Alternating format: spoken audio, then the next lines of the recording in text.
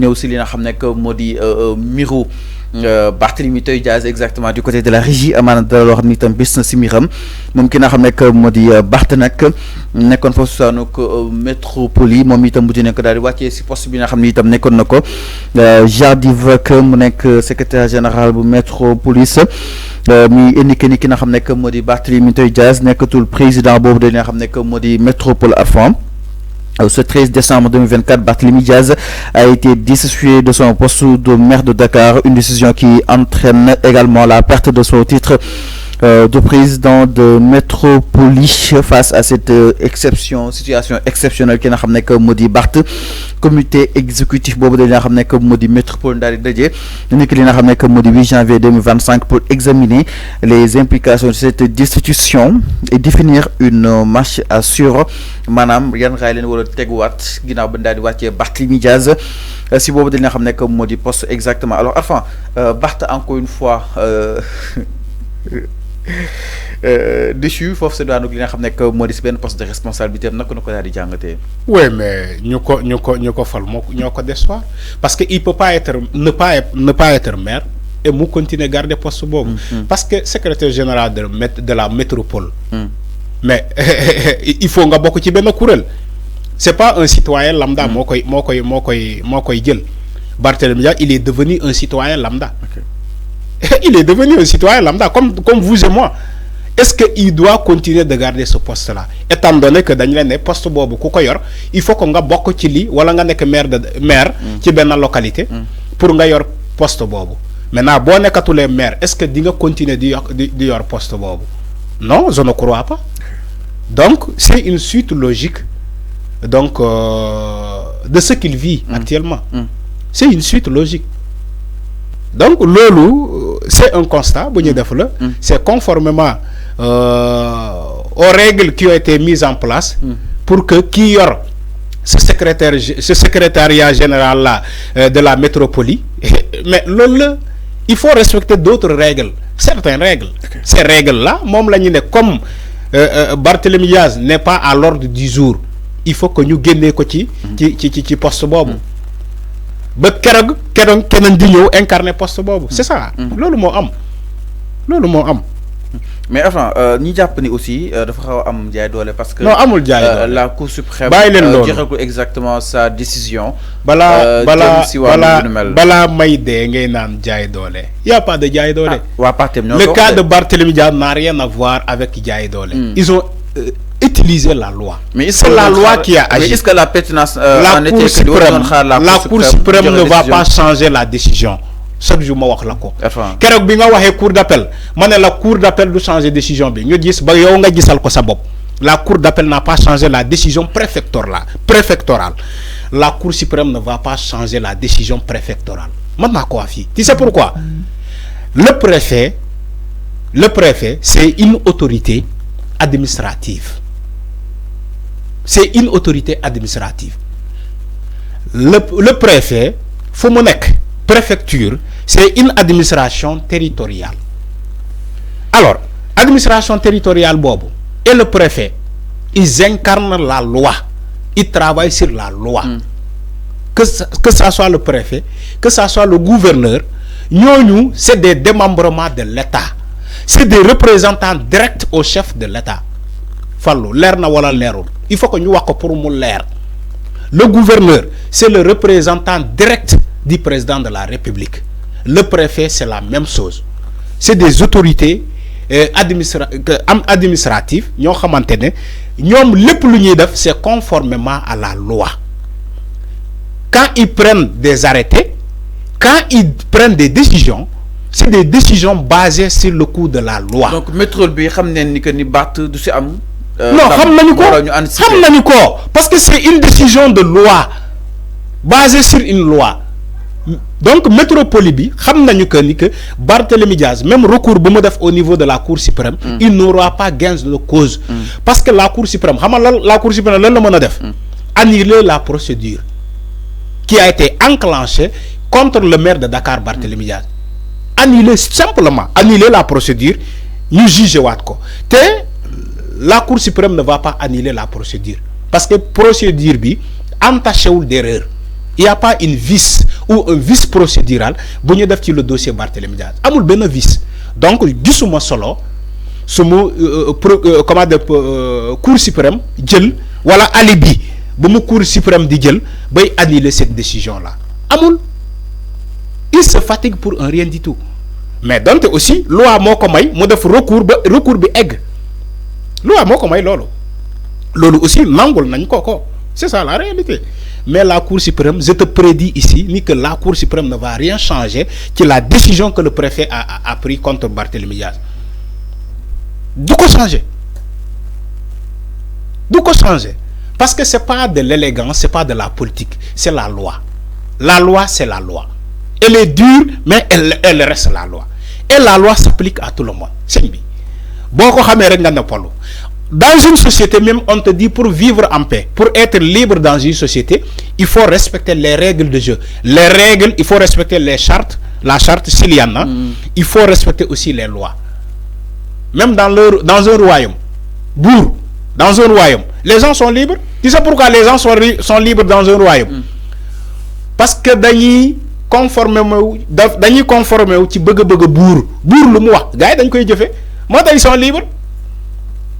Parfois on dit dans un royaume les gens ne sont pas libres. Dites, les gens sont libres même dans un royaume parce qu'ils respectent la décision du roi.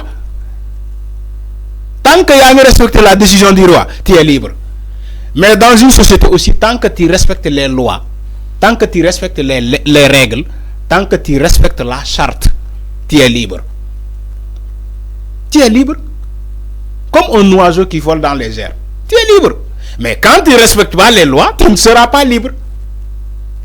Tu ne seras pas libre. C'est ça la liberté fondamentale. C'est ça la liberté fondamentale. Les gens te disent que oui, je suis libre parce qu'on est dans un pays de démocratie. Non. Non. Dans un pays de démocratie, il y a des lois.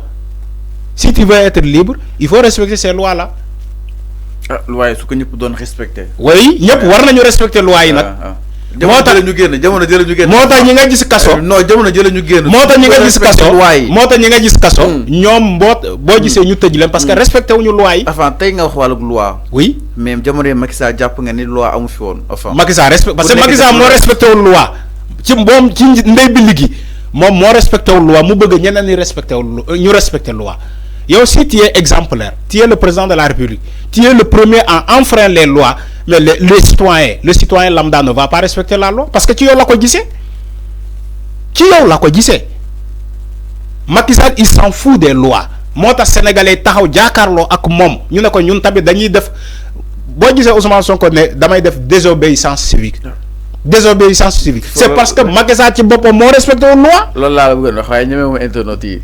Bon disait Ousmane Sonko damay def désobéissance civique. C'est Macky Sall lui-même qui n'a pas respecté la loi. Macky Sall moo ko respecté wu. dama ne Macky Sall ci boppam moo respecté wu loi. Ñaata décisions de justice qui ont été faites par des tribunaux différents. Macky Sall ne du ko respecté. ñaata. Macky Sall dafa jël l'administration territoriale mu installé ko ay policiers. Déformer ko def ko administration policière. Là où le citoyen sénégalais, le citoyen lambda est libre d'entrer et de sortir, Macky Sall barricade ko ay policiers. Nek kenn amul droit dugg fi. L'exemple était là, la CDC ci élection yi ñu doon dem pour def ay dépôt. CDC caisse de dépôt et consignation ñu yóbbu fa ay alkaati ñu dem fële ci bureau Thiandella Fall waay. Thiandella Fall DGE direction générale des élections Thiandella Fall moom sonnoon na fii alors direction générale des élections Macky Sall barricade ko ay policiers là où les Sénégalais lambda war nañu dugg di sortir parce que administration publique la administration territoriale Macky Sall yóbbu fa ay alkaati état policier la ñu nekkoon ci jamono Macky Sall qui n'a rien à voir avec les lois parce que Macky Sall ci boppam moo respecté wul loi Mota, il a voulu reprogrammer l'élection présidentielle, modifier le calendrier républicain. Parce que Macky Sall, il s'en fout des lois. Quand il s'en fout des lois en tant que président, il ne faut pas s'attendre aux citoyens de respecter les lois. C'est ça la réalité. Aujourd'hui, si on a un président qui s'appelle Bassirou Diomaye Faye, qui respecte les lois en premier, les citoyens vont respecter les lois. Parce que l'exemple, c'est un modèle. On dit, attends, le président de la République, il est le premier à respecter les lois, à respecter la Constitution, à respecter les règles. Donc, nous les citoyens, nous aussi, on se doit de faire la même chose.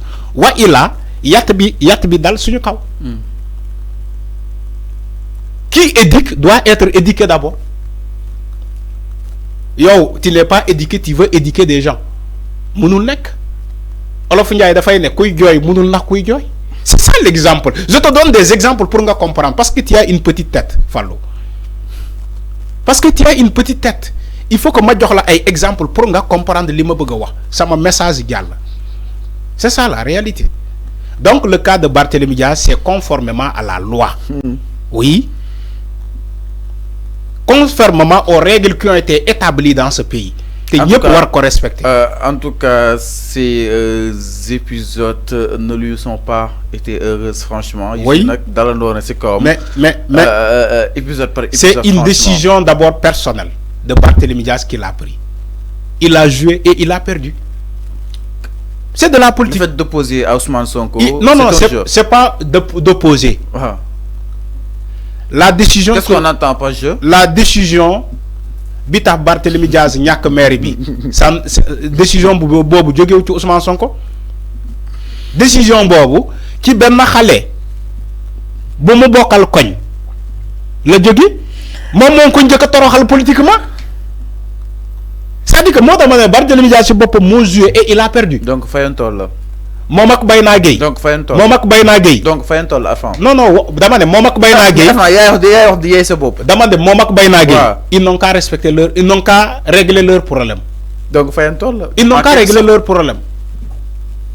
Barthélémy Diaz bu mu njëkkooy le jeune Bayna Gueye, il a utilisé la loi pour tëj ko kaso.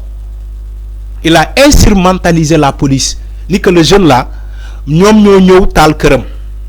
Donc tay à un moment bobu Macky Sall dafa doon out ay éléments yu doon tal partout. Barthélémy Diaz a saisi cette occasion pour yóbbu xalé bobu kasso. Dem ci policiers yi ne leen gis nga kii nii ñoom ñooy taalukat yi ñoom ñooy taalukat kër yi parce que ñëw na fi ak groupe am ñu taal sama kër. C'est clair. La police a utilisé ça comme ñoom ci jamono boobu dañu nekkoon di traquer ñu doon taal. ñu japp Bayna Gueye yóbbu ko kasso parce que moment bobu Barthélémy Diaz moko jokku utiliser la loi pour tëj ko kasso mais Bayna Gueye mom tamit bu mu démé ba retrouver en liberté ba ñu xamal ko ni que yow bo défé ni Barthélémy Diaz mën na ñak comment dirais-je maire bi te nga jaarale ko ci loi il n'a pas hésité. Alors mi non il a saisi aussi cette sens là. Alors mi non par rapport ak miru ki nga xamné que modi Barthélémy Diaz alors ñu daal ñëwaat itam si benn ponku ginaaw lolu afan ñuy du aussi Vieux Thiam. Oui, Vieux Thiam. Borom li Vieux Thiam borom voilà ils ñom modèle. Ouais. Suñu mouvement bobu. Bien sûr. Vieux Thiam il fait partie de la coalition Diomaye président. Bon, la coalition Diomaye président. ñom fani je crois que am nañu problème ak coalition bi parce que gis nañu ñu bari ñi daw ñom Moussa Diop ñom Tayrou Sarr ñi naan président gëstu len dañoo fal ba paré falu ba paré ñi nek di nommer ñenen bàyyi len fi mais nak président war na len gëstu wax na la ko yag na ko président war na len gëstu président war na gëstu les membres de la coalition Diomaye président parce que il y a de la compétence là-bas il y a de la compétence war na len gëstu fal len parce que aussi quand buñu xexé ensemble ba gagner dara buñu ñëwé pour commencer liguey da ngay jëk gëstu ñi nga xexando ñi nga gagnendo ñooñu ngay jëk gëstu bala ngay dem fenen. C'est très important mais non bu fekkee fofu amul compétence nga jéem nga doga out fenen mais fofu ngay jëk xol ba paré. Alors mi non bo bëggé poste da ngay jëk xol au sein de la coalition Diomaye président d'abord bu fekkee amul compétence là mën nga dem outil compétence bi fenen mais tu peux pas dire que oui da ngay dem nommer ñenen bu ñu laajee ñu ne non parce que compétence CV la am parce que CV la am parce que compétence la am et nga am ñi nek ci la coalition Diomaye président donc war nañu leen mëna gëstu. Alors mi ngi noonu war nañu leen mën a gëstu baax a baax bàyyi leen xel alors ñu destiné ba tey si nomination du côté de la régie exactement Arfan Cheikh Tidiane Gadio bu APR nag moo